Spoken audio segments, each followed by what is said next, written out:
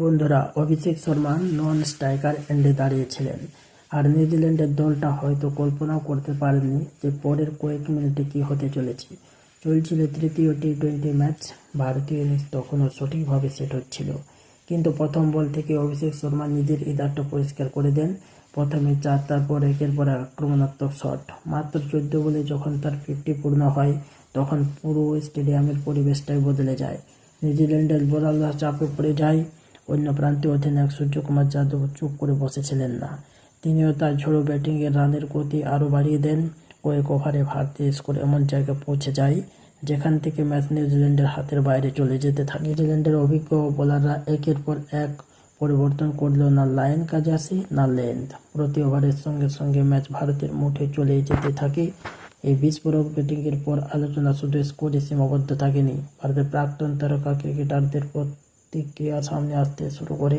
সচিন তেন্ডুলকর থেকে শুরু করে বীরেন্দ্র সেহবাগ, যুবরাজ সিং, মহেন্দ্র সিং ধোনি, রোহিত শর্মা সবাই অভিষেক শর্মা ও সূর্যকুমার যাদবের ইনিংস নিয়ে খোলাখুলি কথা বলেন। বিশেষ করে যুবরাজ সিং এবং ধোনির মন্তব্য ক্রিকেট ভক্তদের নজর কেড়ে দেয়। আসলে এমন কি বলছেন এই তারকারা, যার ফলে সোশ্যাল মিডিয়া থেকে শুরু করে গোটা ক্রিকেট দুনিয়ায় একটাই আলোচনা শুরু হয়ে যায়। অভিষেক শর্মা কি তবে ভারতীয় টি-20 ব্যাটিংয়ের পরবর্তী বড় নাম হয়ে উঠেছেন? আর সূর্যকুমার যাদবের নেতৃত্বে কি টিম ইন্ডিয়ার অপরিচিত পুরোপুরি বদলে গেছে? এইসব প্রশ্নের উত্তর আপনাদের এই ভিডিওটিতে জানতে পারবেন, তাই শেষ পর্যন্ত ভিডিওটা দেখতে থাকুন। তবে তার আগে আপনি যদি অভিষেক শর্মা ও সূর্যকুমার যাদবের দুর্দান্ত ব্যাটসম্যান মনে করেন, তাহলে ভিডিওটিতে লাইক দিন। এমন কমেন্ট করে জানান আপনার মতে অভিষেক শর্মা, রোহিত শর্মা, সূর্যকুমার যাদব ও যুবরাজ সিংয়ের মধ্যে কে সেরা ব্যাটসম্যান। চলুন এবার আর সময় নষ্ট না করে সরাসরি তৃতীয় টি-20 ম্যাচের পুরো গল্পে যাই। বন্ধুরা, আপনারা একদম ঠিক শুনেছেন। ভারত ও নিউজিল্যান্ডের মধ্যে তৃতীয় টি-20 ম্যাচে নিউজিল্যান্ড দল 9 উইকেটে হারিয়ে 153 রান তোলে। ভারতের লক্ষ্য ছিল স্পষ্ট, এই ম্যাচ জিতে সিরিজে নিজেদের নাম করে নেওয়া। ভারত এই ম্যাচে 155 রান করে। যদিও সঞ্জু স্যামসন প্রথম বলে আউট হয়ে যান, কিন্তু অভিষেক শর্মা ও ঈশান কিষান মিলে ইনিংস সামলান। অভিষেক শর্মা 20 বলে 7 4, 5টি ছক্কার সাহায্যে 68 রান করেন, আর ঈশান কিষান 13 বলে 28 রান করেন। এই দুর্দান্ত শুরুই ভারতের জয়ের ভিত গড়ে দেয়।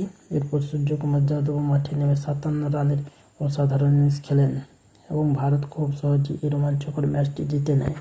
এই জয় প্রমাণ করে দেয় টিম ইন্ডিয়াকে হারানো এখন শুধু কঠিন নয়, প্রায় অসম্ভব। ভারত 8 উইকেটে ম্যাচ জিতে এবং লক্ষ্য একটাই, সিরিজ 5-0 ব্যবধানে নিজেদের নাম করা। বন্ধুরা, যখন অভিষেক শর্মা মাত্র 14 বলে 50 রান করেন, তখন সবাই অবাক হয়ে যায়। সূর্যকুমার যাদব দলে থাকতেও কীভাবে অভিষেক এত আগ্রাসী ব্যাটিং করতে পারছেন, সেই প্রশ্নে ওঠে। ম্যাচের পর ভারতীয় দিগ্গজরা অভিষেক শর্মা ও সূর্যকুমার যাদবকে নিয়ে বিসিসিআইয়ের কাছে বড় দাবি তোলেন। আর যুবরাজ সিং যা বলেছেন সেটা না শুনে কোথাও যাবেন না। প্রথম বড় বক্তব্য আসে ইরফান পাঠানের কাছ থেকে। তিনি বলেন, যেভাবে ভারত এগোচ্ছে, আমার মনে হয় এবছর টি-20 বিশ্বকাপ ভারত জিতবে। অভিষেক শর্মা ও সূর্যকুমার যাদব ফর্মে থাকা ভারতকে হারানো প্রায় অসম্ভব। এরপর সুনীল গাভাস্কর বলেন, ক্রিকেটের এমন দল আমি আগে কখনো দেখিনি। ভারত যেভাবে খেলছে, এই বিশ্বকাপ বড় বড় দলকে উড়িয়ে দেবে। অভিষেক শর্মা, ঈশান কিষান ও সূর্যকুমার যাদবের প্রশংসা যতই করি কম। এরপর যুবরাজ সিং বলেন, অভিষেককে আমি যে ট্রেনিং দিয়েছিলাম, আজ তার ফল দেখা যাচ্ছে। আমি চাই ও টি-20 বিশ্বকাপ ভারতের হয়ে খেলুক। আমার কাছে দ্বিপাক্ষিক সিরিজের যে বিশ্বকাপ অনেক বেশি গুরুত্বপূর্ণ। সচিন তেন্ডুলকর বলেন, অভিষেক শর্মার মতো খেলোয়াড়রা দেশের জন্য সব কিছু করতে প্রস্তুত। ওর ব্যাটিং থামানো প্রায় অসম্ভব। বীরেন্দ্র সেহবাগ বলেন, ভারতের এখন থেকে টি-20 বিশ্বকাপের প্রস্তুতি শুরু করেছে। অভিষেক শর্মা ও সূর্যকুমার যাদবকে আর কেউ থামাতে পারবেন না। রোহিত শর্মা, MS ধোনি, বিরাট কোহলি ও অভিষেক শর্মা সূর্যকুমার যাদব ও ঈশান কিষানের প্রশংসা করেন।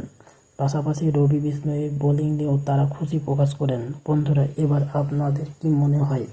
ভারতীয় দিগ্গজদের কথার সঙ্গে আপনারাও কি একমত? তবে কমেন্ট করে অবশ্যই জানাতে ভুলবেন না।